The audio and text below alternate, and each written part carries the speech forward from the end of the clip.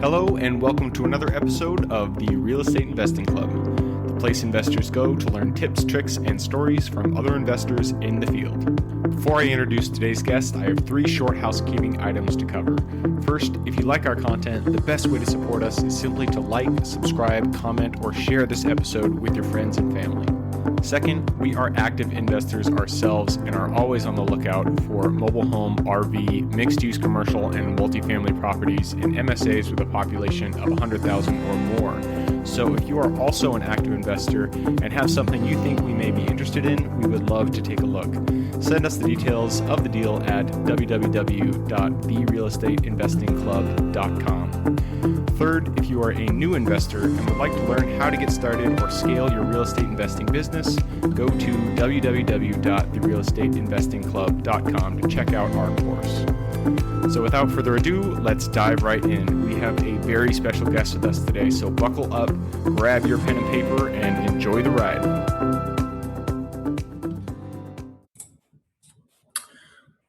All right, and we are live. Today we have with us Nate Peo. Nate is a residential construction professional and podcaster. Nate welcomes opportunities to step out of his comfort zone and emerge better for it. He candidly invites listeners to do the same through his inspirational podcast, All In, where he presents authentic experiences from his own life, along with thought-provoking yet practical advice. To do this, he draws on more than 2 decades of experience in land development, negotiations, budgeting, value engineering, and operations management. Nate, thank you very much for jumping on the show today. How you doing? I'm doing awesome. Thanks for having me on the show, Gabe. Absolutely. To get us started, why don't you tell everybody, who you are, where you're from, and how you got started in real estate in the first place? Yeah, so my name is Nate Peo. Obviously, that was discussed in the intro, but I grew up in Nebraska, Lincoln, Nebraska. Go Big Red, Husker football fan. I went to college for construction management, kind of a roundabout way. I started off in architecture school and then realized quickly that you had to be an artist to be an architect. And I didn't think that that was something I had what it took to make it as an architect. So I quickly pivoted into construction management, which was kind of the tag-along course to the architects who couldn't make it. That's usually where we ended up. So, summers in college, I spent it doing construction activities, working on houses that we built. I was doing concrete driveways and patios and stuff like that. When I graduated college, I got a job working for a general contractor, and I didn't know anything about what I was going to be doing. Moved out to California, and they said, "Hey, you're going to go build water treatment plants." And I was like, "What's a water treatment plant?" I had no idea what that was, how you built them, or anything like that. But apparently, the company knew what they were doing, and they showed me around. So did that for about 4 or 5 years. That was 2000 to 2005. 2005, if you recall, there was a really big thing going on called the housing bubble. If you were around that time, you knew it was just nutsos what was going on in that industry. And I got recruited to come work for a home builder because they needed people. And they said, "Hey, we'll pay you a bunch of more money than you're currently making. You work at less hours. You won't have to drive as far, and you have more of the responsibility." So I said, "Hey, easy stuff. Sign me up.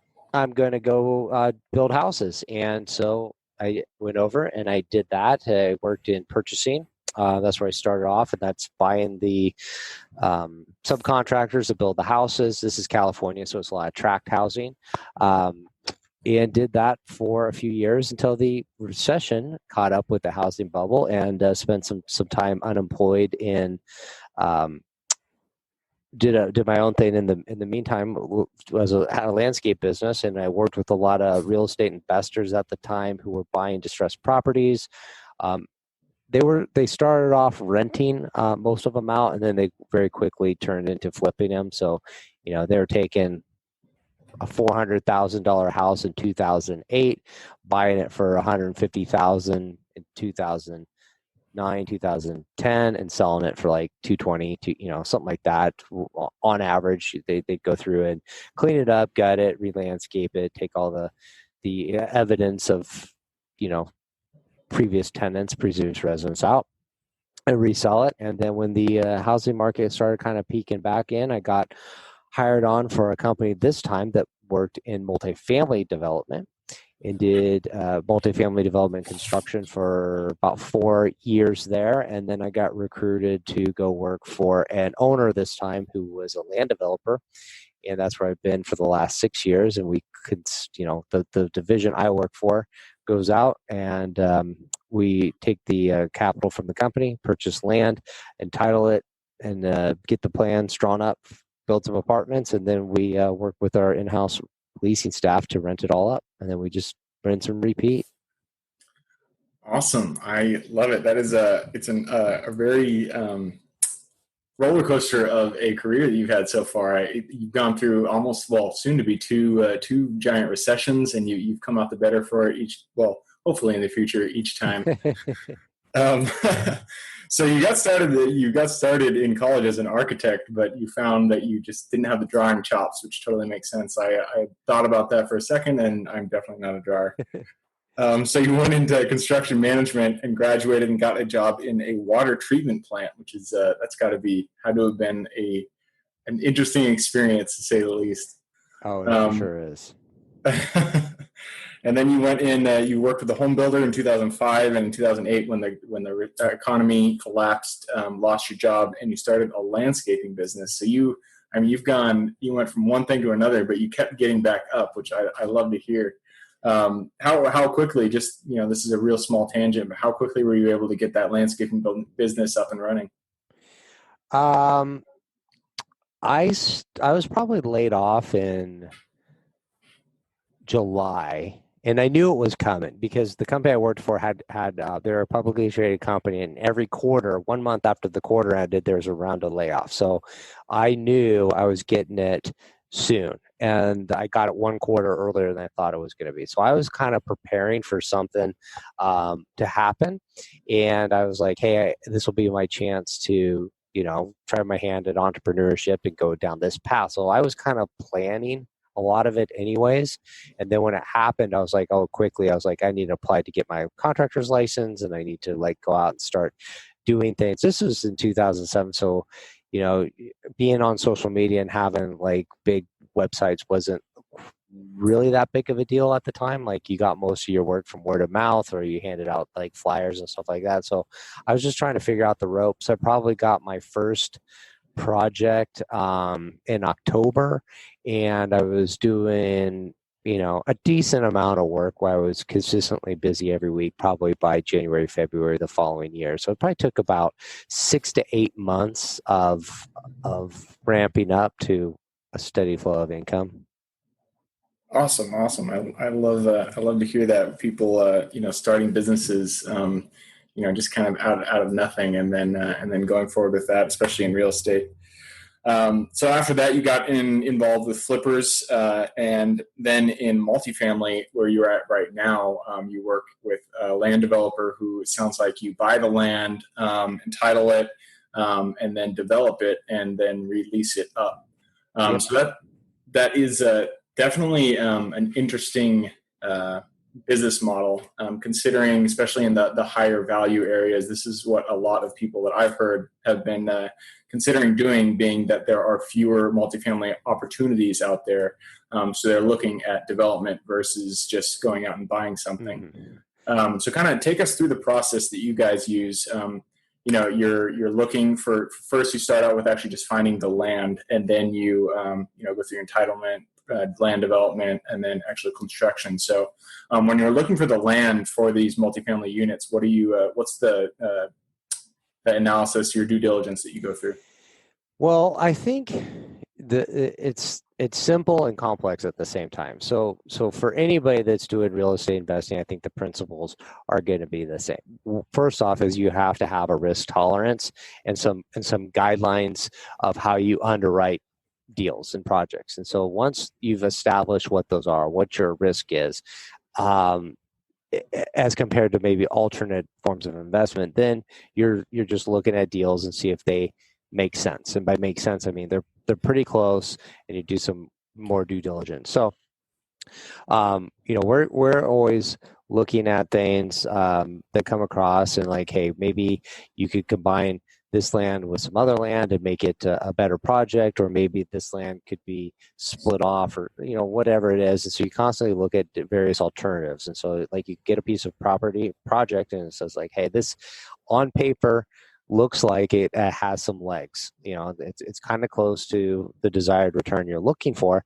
So you want to start investigating if it makes sense to do it. And I think a lot of people, when they go out and they're looking at deals, they might fall in love with the deals and not the financials of it. So they try to make a justification so that it's going to work. Like the rents are going to go up, or we'll lower the expenses, or we'll do things with the financing to make the deal work. And so at the end of the day, it's a pretty simple math calculation. If you invest this much money, are you going to get the return you're looking for with the comfort level of safety? So a lot of times people go, hey, I just want a return. I want to get some money back on my IRR. And we don't consider other factors like, what are your opportunity costs for other investments, or what is your exit strategy of how you go out? So, you might go in and say, hey, like I can't find a deal that makes sense.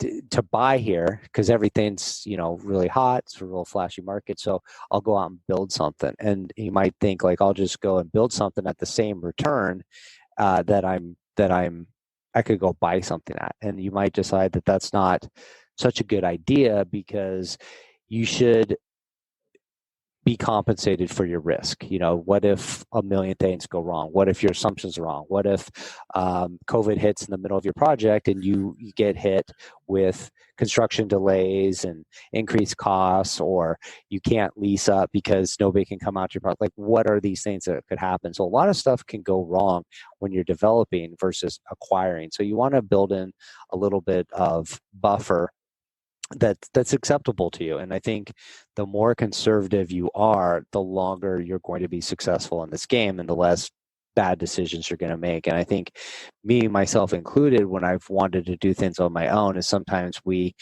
get impatient because we've looked at a bunch of stuff and nothing's making sense. So we start changing our criteria so it starts being acceptable. Like, instead of just being patient, like, hey, when the market's up, it's just like anything else. You don't buy high and sell low. You buy low and sell high. And so when the market's high, you shouldn't be buying. When the market's low, that's when you should be. But we're impatient because we see like, oh, the prices are jumping up. Like, how are we going to, like, if we don't get in now, we'll never get in. And it's like, well, if the deal doesn't make sense based on the financial components of the structure in real time. So like, let's just say whatever you could build it for today or buy it for today, and the rents today don't make sense. Like, you're just guessing if future economics are going to correct that decision, and that's a gamble. And then you start betting on what the economy is going to do. And I think that's where most investors in real estate lose, is they start leveraging some deals and they start trying to make things work, and they make a wrong bet, and they make a bet a little bit too big, and then once that one starts coming down, then some of the good deals that they have need to be exited, so you can cover some of the losses or some loans that might be due on the stuff that didn't turn out so good. So that's like how you can very quickly come tumbling down. Yeah, absolutely. And I associate with that entire experience very well, because I know like when I was getting started, just I don't know, 5-10 years ago, I really just wanted to buy something. And it is really hard when when you're looking at all these deals and you don't find anything that actually makes sense. The numbers don't make sense to you, and your mind starts to get into that area where you're just starting to justify things. You're like, so what if the NOI isn't where I want it to be? I can maybe I can like improve the structure, or I can slap some paint on and boost up the rents. That'll compensate for all these things that I'm looking at. And so definitely when you start to get into that mindset, you should stop, because that is, the numbers are the numbers, and that should be your guide, not your. I mean, there is value to creatively adding value to the property, but you should definitely be looking at it face value and not trying to project it into the future. Mm-hmm. Yeah, when the market was going gangbusters in 2007, I think just like anybody else, I was like, hey, I need to get in on this. And and bought a real estate property, and then I bought another personal house and turned my old house into a rental property, and hoping rents are going to keep going up, and of course they didn't, or the cost of the houses actually declined significantly, and it was not a good time for me investment wise. I lost the rental properties and the houses and lost a bunch of money. And then when I moved and with my then girlfriend, fiance, and now wife, we had a nice house, and the house next to us sold for like a third of the price of what she had paid for the house when she bought it. And it's just like, That's oh tough. crap, if we hadn't had those losses from bad decision making, like we could have moved in and picked up a ton of properties that like very quickly, like it was like such a small window of like a $300,000 house selling for $150,000, and like you could have picked up these houses like all day long, and 2-3 years later they're back at 250, and then they're probably in the 300s now, and you could have just been like renting them out or sold them and moved on to bigger stuff. But it's because of this impatience of like, we got to do it now because everybody's doing it, and then we're not in a state of waiting for the time to strike because we lost it in the ups and now we can't participate in the downs. Like it's like hit twofold. And so I think you got to be very cognizant of the market, not get kind of caught in the frothiness of it. And I think there's a lot of, maybe it's the people I'm associated with, but I feel like there's been a lot more people interested in real estate investing and getting started in it.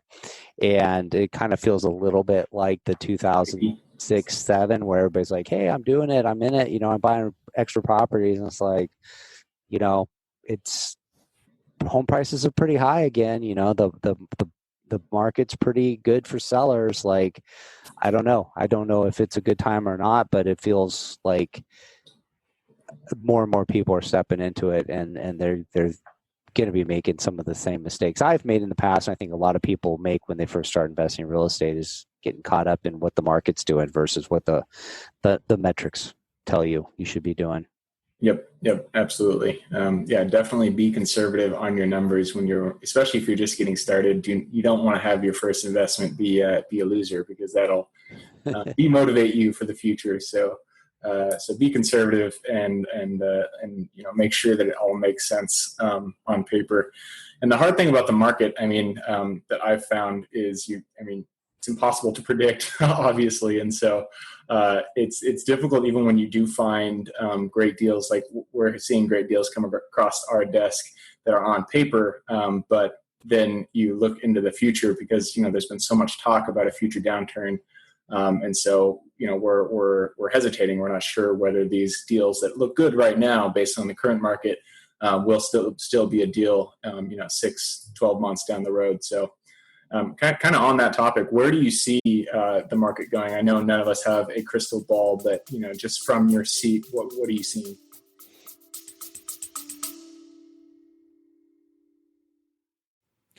Before we continue on with today's guest, I want to tell you guys about a community I'm launching on School to help investors like yourself grow your own portfolio. In this community, you'll get access to all the docs I use, all the systems I've built, everything I've used to grow my own portfolio, as well as instructions and guidance on how to get out there and find great deals, how to finance those deals, and then how to manage them for great returns. Since we're just launching it, the price will be set at a measly $20 per month, and whatever price you join at is the price you'll have for life. We will be increasing the price as the group grows, so if you're at all interested in growing your portfolio along other investors, now is the time to join. I will put the link somewhere in the bio or on our podcast website at therealestateinvestingclub.com, so if you are interested, head on over there. With that said, let's get back to the podcast.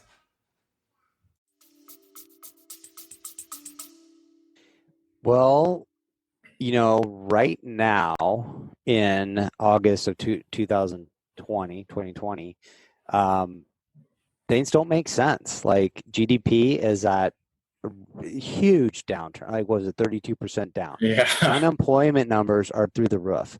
What's the stock market at? It's ridiculously high. What are rents doing? Rents are at all-time highs. Vacancies are, they're not happening. Renewal rates are happening. home sales are up. If you're selling your house right now, it's going quickly, and you're just like, this doesn't make sense. Is it sustainable? I don't know. Like, at least in California, you got to make a lot of money to live here. Like, average rents could be $2,500 to $3,000 a month for 1,500-1,800 square feet in the Inland Empire. You go coastal, more than that, and you say, well, that's a lot of money. What does COVID do to work from home? Maybe this changes and everybody's able to work from home. So maybe I don't have to live in high rent cities to do my job anymore. Maybe now I say, hey, you know what?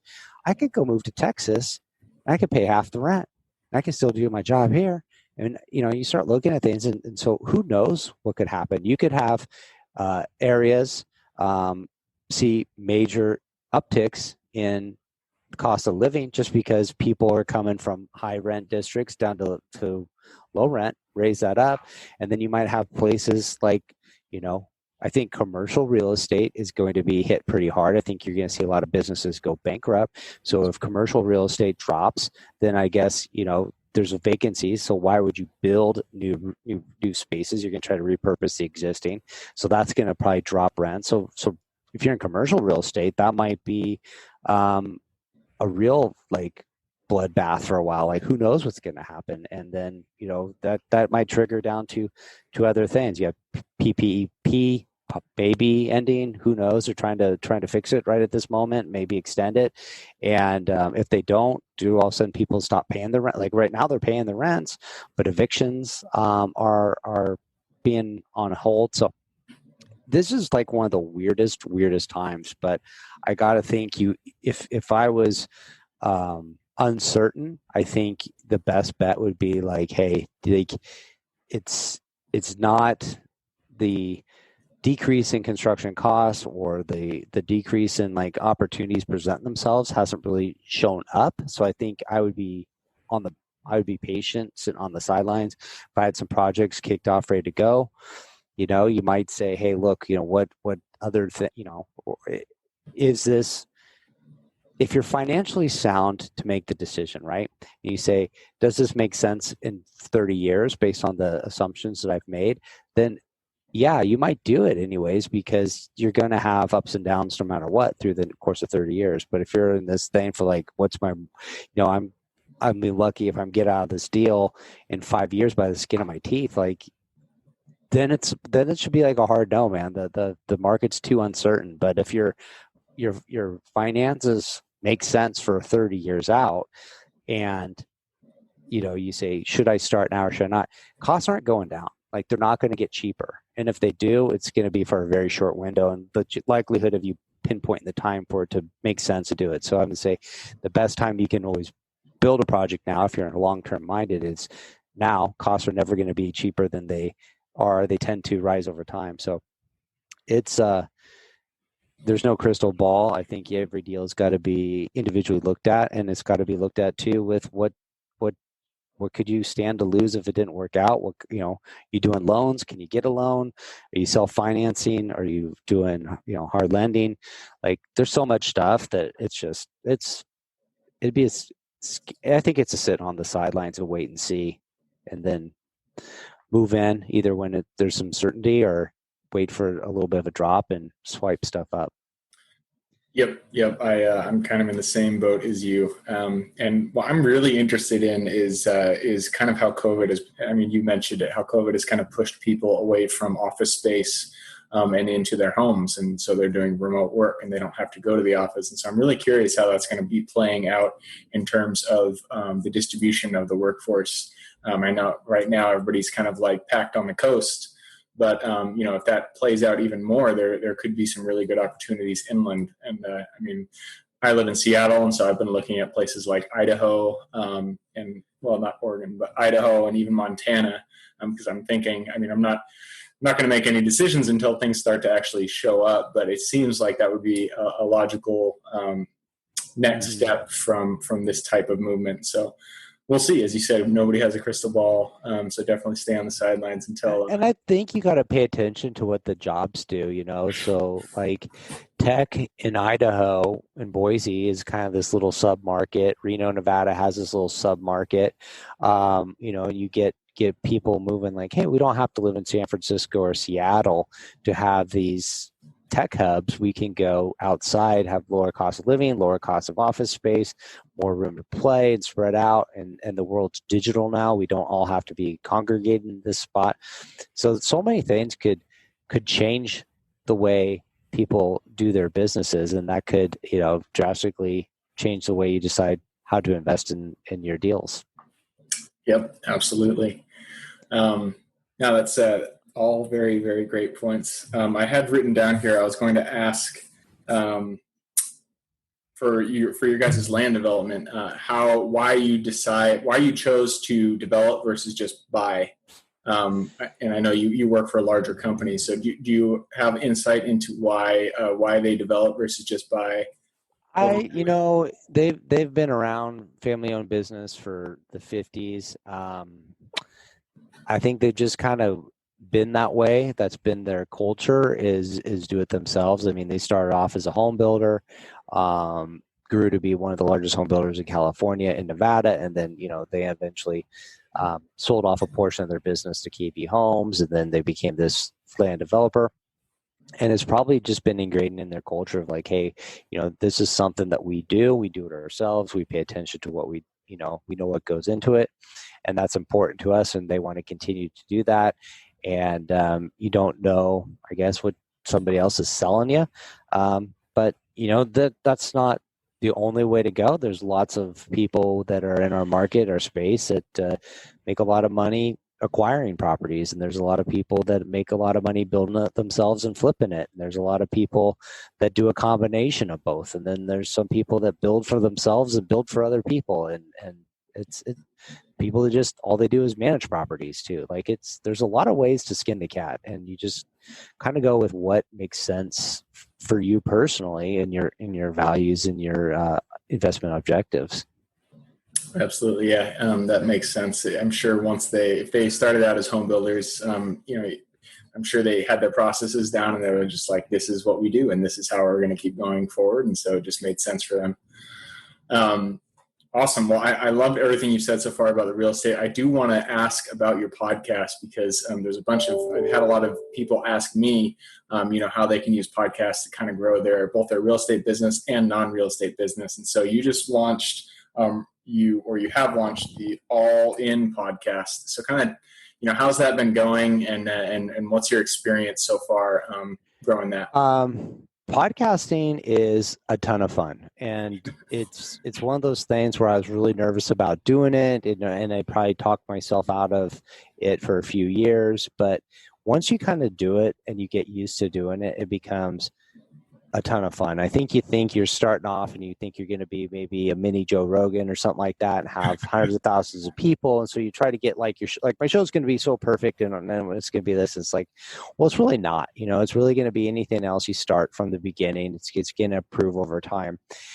But the coolest thing about it is you can have conversations with people you wouldn't have met under other circumstances and get to know them. Especially, like, I look at it this way too. It's like, you're able to punch above your own weight class. So like, yeah. I might be able to reach out to somebody, like, let's say my favorite author wrote a book. If I called them up and said, hey, I want to pick your brain about this book you wrote, they're like, I ain't got time to do that, But if you said, hey, I got a podcast, I'd like to come on my show and promote your book. Sure. Like, I will spend a half hour and answer the questions you want. You can get people that you wouldn't have, had a reason to chat with otherwise, or maybe not taking your call. So if you're in any business, like, let's say you go, why would I want to have a podcast? I'm in sales, or I'm in this and that. Like, why wouldn't you do that? You can invite your ideal clients to be on the show and talk about what they're up to, or you can get your expertise known. And what people don't realize is you're more than one dimensional. Like, you have the Real Estate Investing Club, you have your other podcasts, you have a variety of topics you like to talk about. But if I only know you as Real Estate Investing Club guy, there's going to be this misconception of who you are. And maybe I might make a decision not to reach out to you for some reason because I think you're this way. But when you're on a podcast, you talk about, well, we're talking about real estate, but we're also talking about podcasts. We're talking about maybe some life experiences we have or things we're interested in, or, what's the history? Like, oh, I just said I went to Nebraska and somebody's listening to it. Well, I went to Nebraska and that was kind of cool. I was kind of interested. Let's have a conversation. Then we have a conversation and we realize, hey, I kind of like think that there's an opportunity to continue this relationship further. Maybe it's a friendship, maybe it's some business deals, maybe I have a major problem I need problems with, and his brother just happens to have the solution that's perfect, and I didn't know that, and all of a sudden we're connected. So to me, the podcasting is just this amazing thing of being able to connect with other people you wouldn't have had the chance to. And once you start doing it and realize, hey, this is a conversation I'm doing for myself, more so than like how many followers and likes I get, you tend to do better at it too, because you're having real authentic conversations. So if anybody's considering doing it, I'd say you're not going to regret it. You do it for a period of time. Just, don't say like, oh, I'm going to do a podcast and then do 5 episodes and give up. Be like, hey, I'm going to do 50, or I'm going to do it for a year. And then at the end of the year, then make a decision. Was that for me? Did I really enjoy it? Or did I hate it? And am I quitting doing it because I gave up, or am I quitting doing it because, hey, it did what it was needed to be done, and I've scratched my itch, and I'm going to move on to other things. But it's going to open a ton of doors, a ton of opportunities you hadn't expected to have happen just because you wanted to do it. Yep, absolutely. And that's been my experience too. Is obviously there is the marketing aspect of podcasting. If you run a business and you start a podcast for your business in the topic that you guys are experts at, you will get leads, and that is a benefit that you might want to consider when launching. But me personally, what I've gotten the most from is just talking with my guests and just listening to everything that they've said. Like pretty much not everybody, but most of the people that I have on the show, especially Real Estate Investing Club, they have more experience than me. They're much further along in their career than I am. And so it's just like you said, I get a punch above my weight class and get wisdom from great people who have, great real estate careers. So I love that you said that. And so if anybody is listening or watching and they have considered doing a podcast, there's more than just the business side of it. It is also a lot of fun. But as you said, definitely give it a few, at least 50, in my opinion, episodes, because the first 20 podcast episodes that I did were just crap. I didn't know what I was doing. That's awesome. I love that you're doing that. How have you've already launched it, or how many?